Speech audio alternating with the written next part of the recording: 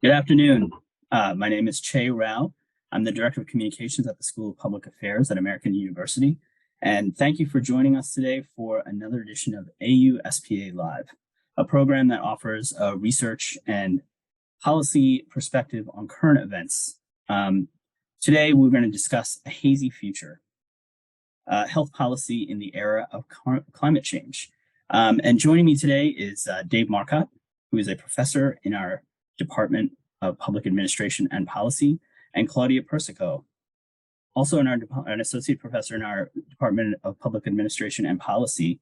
And they're going to discuss health policy in the era of climate change. Professor Marcotte's research focuses on inequality, socioeconomic segregation in K-12 education, and risky behavior and suicide. And Professor Persico focuses on environmental policy, inequality, health, and education policy.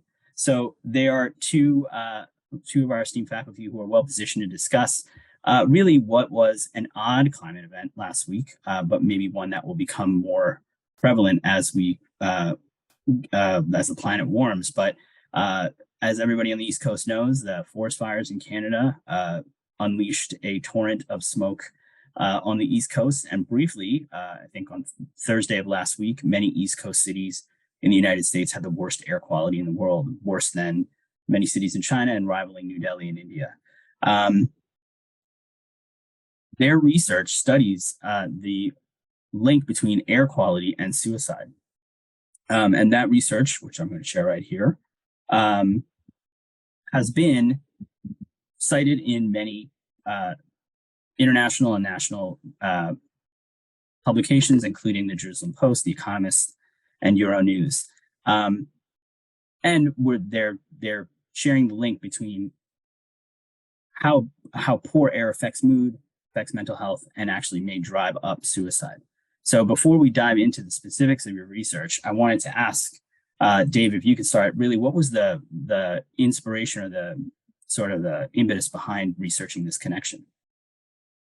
Well, thanks, Jay. I think the impetus was the opportunity to collaborate with Dr. Persico years ago in the 2000s. The aughts, I've been doing a lot of research on suicide and changes in suicide rates over time, and I also have been working on the effects of weather, in particular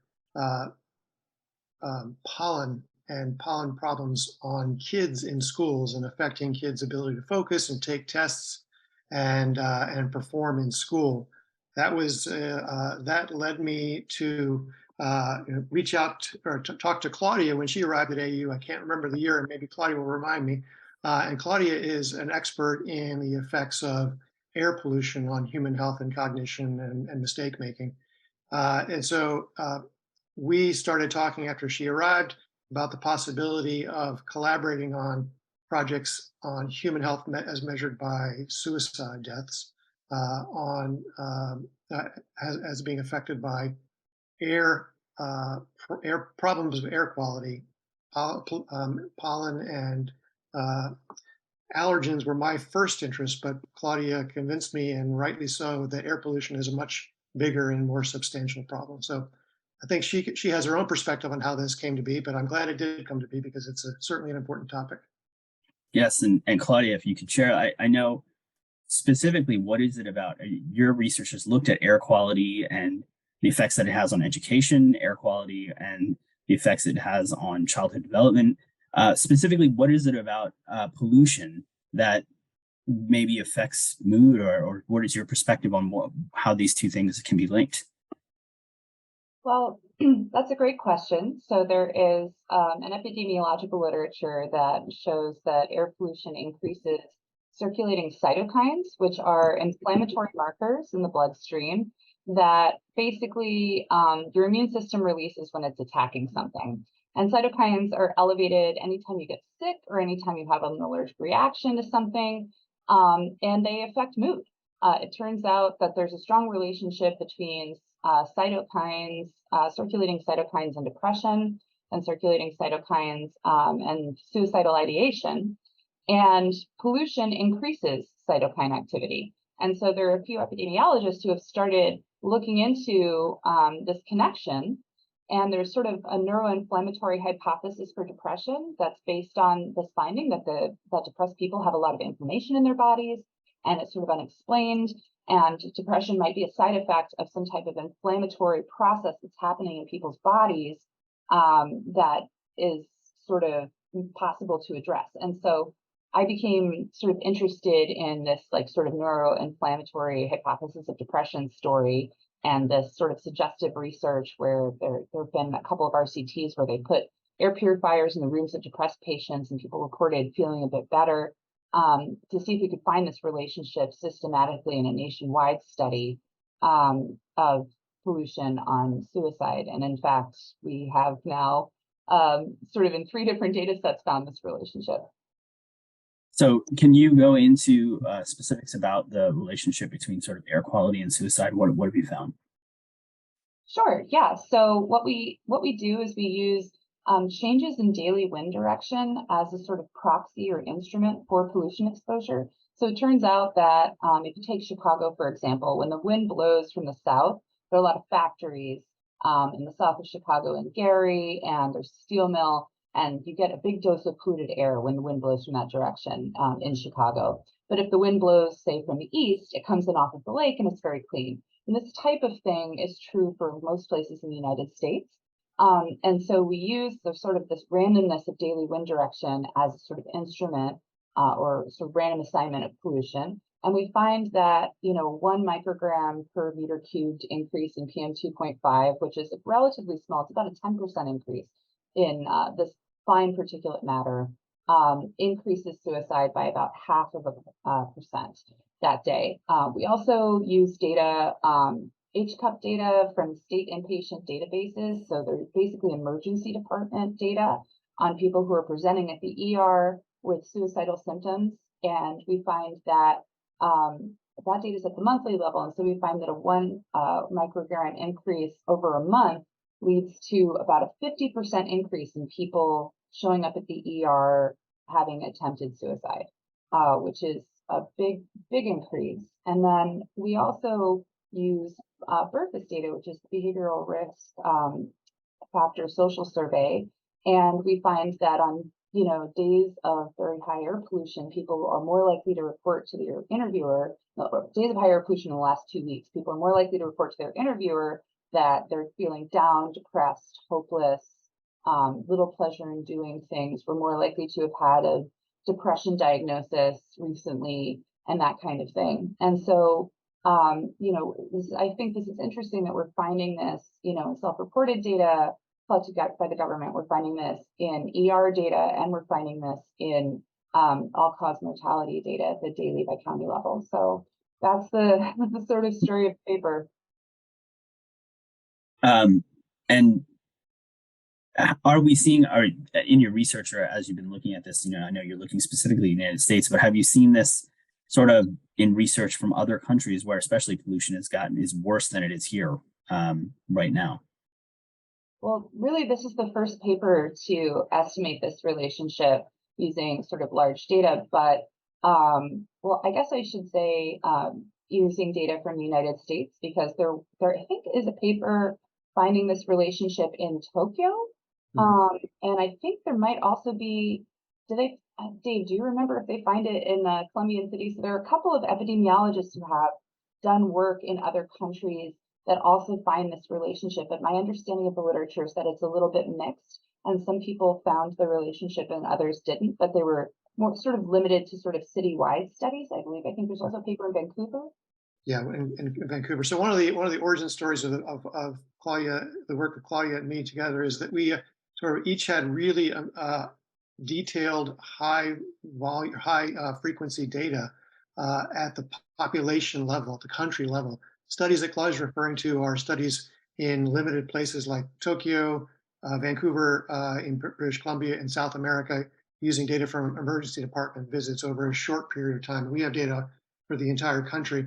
So that is, allows us to do more over a longer period than has previously been known. But to answer your question, Shay, you're absolutely right that air quality in other places, South Asia in particular, and China is much worse on average than it is in the United States. There is work in China in particular on air quality, on the effects of people's respiratory problems, and all kinds of other things that you think of as a first response of the human body to air pollution.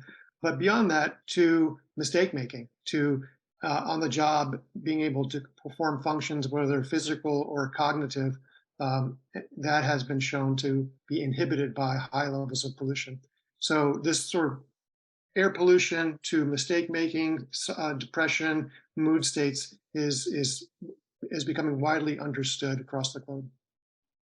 So yeah, I mean that brings up my next question. I mean, obviously this is extremely relevant right now. I mean, in a warming world, we're going to have uh, uh, at least for the time in the foreseeable future, instances like what happened in Canada that will affect. They don't just stay in one country, but obviously they travel around the world. And so, um, as we start to see this more often, especially in places that maybe are not used to it, what especially when you think about it, you're thinking about health effects, you're thinking about the seen health effects, like you said, respiratory issues, but there's the unseen effects. What really, what is anybody doing at this point, sort of to prepare for this, or is this not on people's at the local level or at the countrywide level on anybody's radar? Well, Claudia, if you don't mind, I'm going to just preface what is, I think, a really important conversation with a bit of historical context.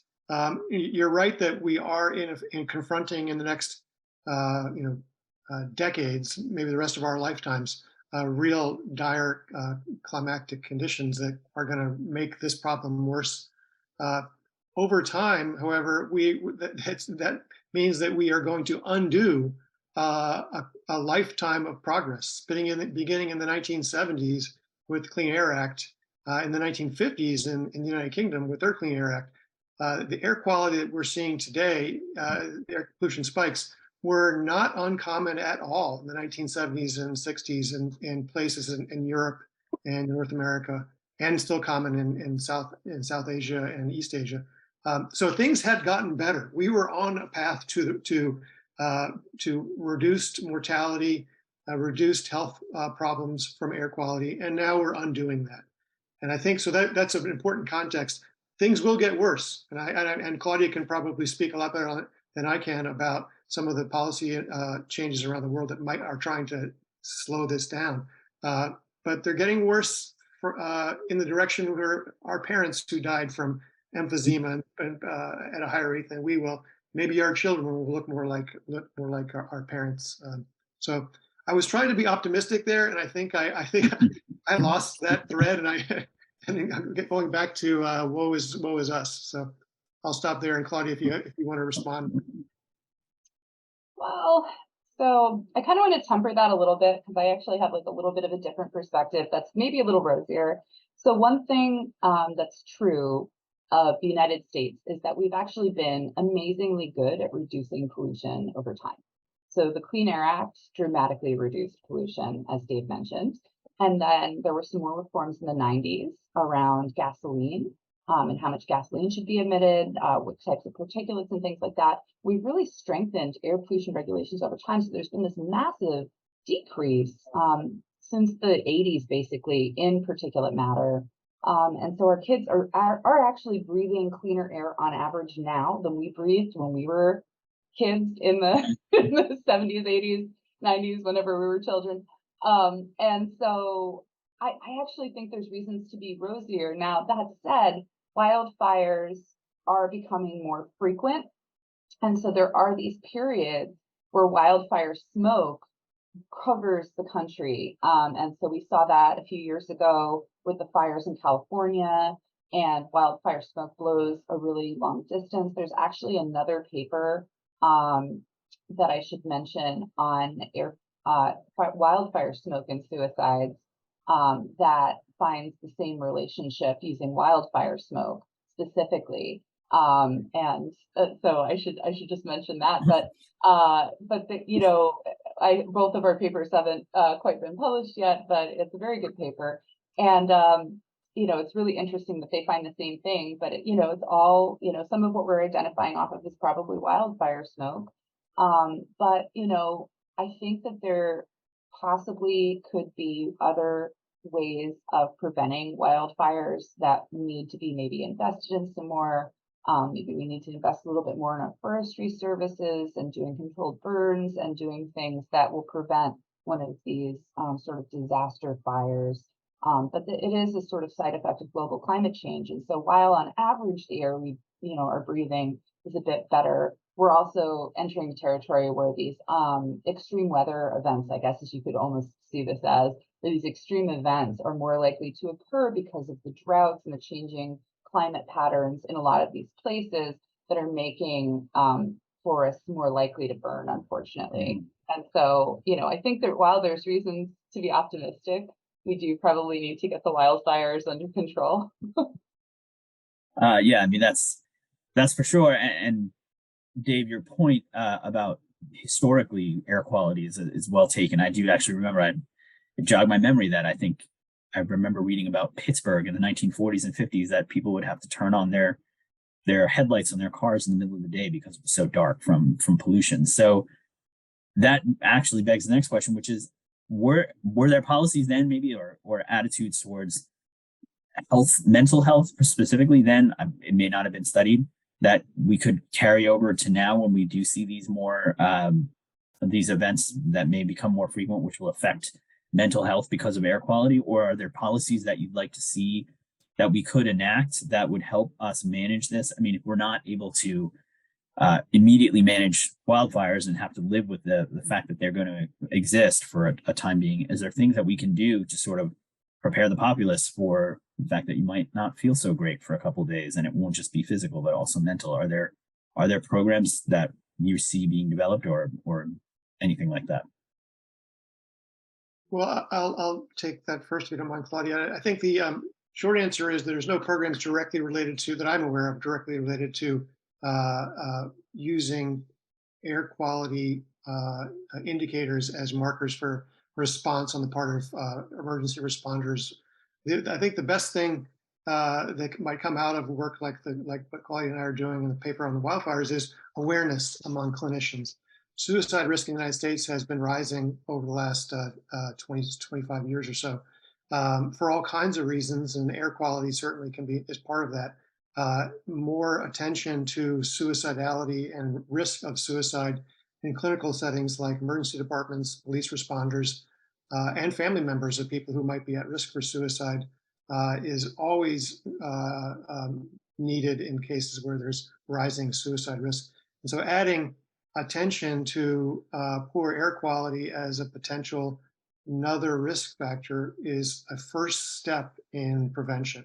But I'm not aware of particular responses that are keyed into this. And I think I'm always going to advocate for more technology to solve the problem, but I think, we have air purifiers, and now this is not currently being done, but one potential solution is putting air purifiers in inpatient mental health facilities, in hospitals, in people's homes who are depressed, and kind of also getting the word out to the public that, hey, air pollution is a risk factor. And so if you're feeling depressed, maybe run your air purifier or buy an air purifier. They're not that expensive.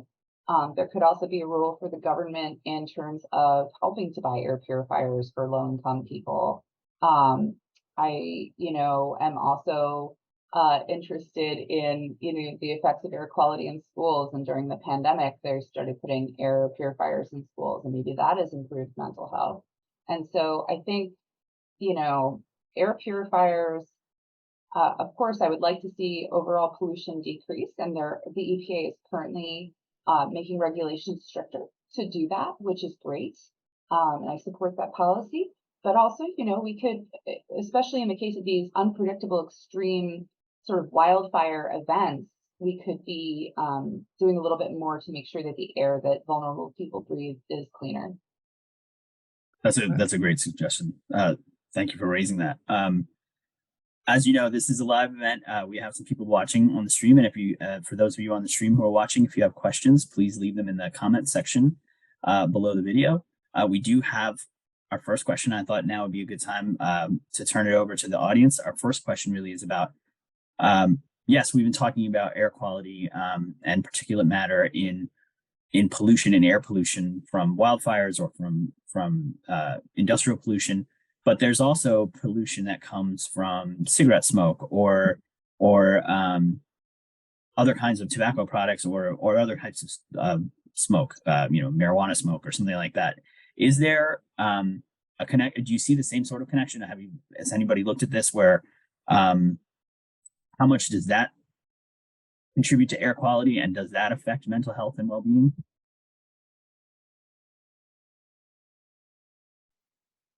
Well, I'll just say that there's certainly evidence that smoke in the form of cigarettes, cigarette use is a risk factor for suicide, but in part because it's related to other kinds of substances and substance use, and that is a risk factor for suicide. I don't know of any studies about marijuana in particular.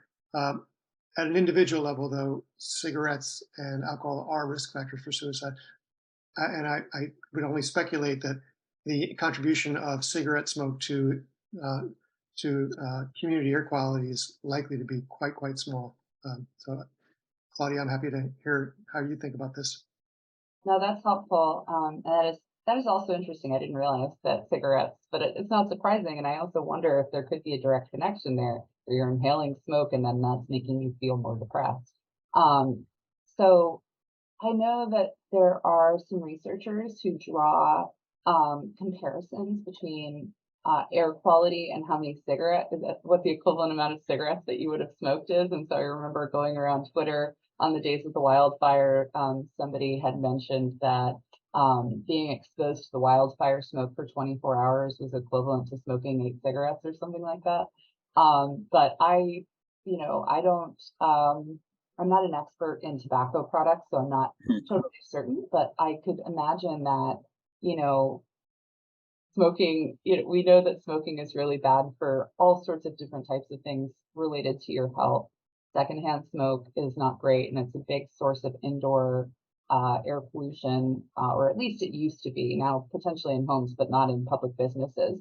But it would not be surprising to me if, the biological relationship between air pollution and suicide translated into a biological relationship between cigarettes and suicide, since it's sort of it's smoke, right, that you're inhaling. So it's probably not great. Here we have another question that's a little bit of changing gears, but I think, Claudia, you touched on like what we can do to help this, but the studies themselves that you guys have done or that you referenced in your work, how much do they include the variance between, say, lower income areas and higher income areas? So are we seeing similar effects based on socioeconomic data, or is there variance? And that was something that I think that's an interesting point raised by the audience. Yeah, so I could jump in on this. So we added a heterogeneity analysis to the paper in which we find that areas that are higher in unemployment, higher in poverty, and also have less restrictive gun laws really drive the findings. The results are much, much worse in those areas. We also find larger effects in rural areas, which is quite interesting. So as opposed to more urban areas. And so I think that there is potentially an interaction between sort of poverty and other risk factors for suicide and air pollution. And so in places that have underlying rates of suicide that are higher, we see even more suicide deaths in those areas when air pollution is high. And it may be that that there's some amount of again, increased access to guns or other things that make the suicide attempts more deadly in these places. And so that's how I often think about it, because most people do survive their suicide attempts. And they, most of them don't try again. And so it's worth mentioning that this could save lives. And, people often anecdotally will report feeling regretful that they attempted and things like that later on. And so, and you see this in the emergency department data where the effect is much larger, because if you only look at deaths, you're only seeing like kind of a minority of the attempts. And so I would just kind of put that out there as like one possible thing that could be going on, but I'm not entirely certain. Dave, do you have a different interpretation? No, I think that's exactly right, Claudia. And I just would respond or amplify the point that Claudia makes, that there is a substantial SES relationship with exposure to air pollution. Poor families are much more breathing much poorer quality air, both in the environment outdoors, outside of their houses, because they live in higher polluted areas, but even in their houses. And there's a nice paper out in Science a couple, maybe a year or two ago, showing that the disparities in exposure to PM 2.5, this fine particulate matter, have persisted. Even as air quality has improved for everybody, disparities have not shrunk. So we need to pay attention to the fact that where air quality is bad, where it's worst is where people are most at risk for other kinds of health problems too, and suicide risk is higher. So it seems like as we are moving into this sort of like more hopefully infrequent but more polluted future, whether it's these incidents of higher pollution, that really it's incumbent on healthcare providers, policymakers, and all of an assorted array of folks to be aware of these effects. I think more so than anything else. Do you feel like that is trending in that direction? Is the awareness rising? Well, I'll let Claudia answer in a second, but I'll just start by saying that the attention to prevention of suicide is first order importance in the scientific community, social scientific community. There's a nice paper out by the National Academy of Sciences, a recent paper on preventing suicide.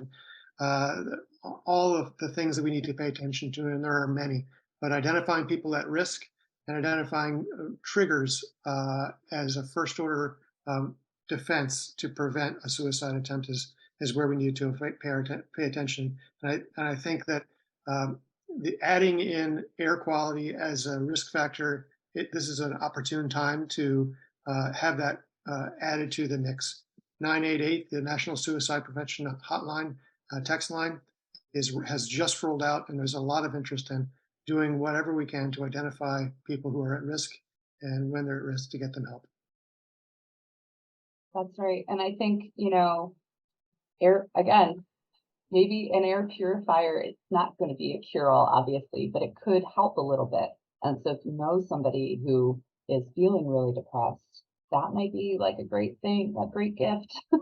It might help them like feel even just 20% better. It's not going to cure the depression potentially, but it could help a little bit, especially in these crisis situations, getting someone to like a cleaner environment, a supportive environment, and potentially on maybe the right next medication as well, or a variety of different types of treatment for depression that are becoming more effective over time. But yeah, I think, again, this is just something else to maybe throw into the, clinicians or policymakers toolkit to potentially help the situation. Well, that ends our discussion on a hopeful note. So thank you, Claudia. That actually is hopeful to hear, and that there is actually something tangible maybe that we can affect immediately. So I know that we're just about out of time. I want to thank both Professor Marcotte and Professor Persico for joining us today. And hopefully this discussion was illuminating to all of you out there on our Facebook live stream. If you missed it live, we will share this on all of our social media channels later this week, so please be sure to catch it then. And look for more of these types of events as we try to explain from a policy perspective what's happening all around us. So thank you, Dave, thank you, Claudia. It was really a very enlightening discussion.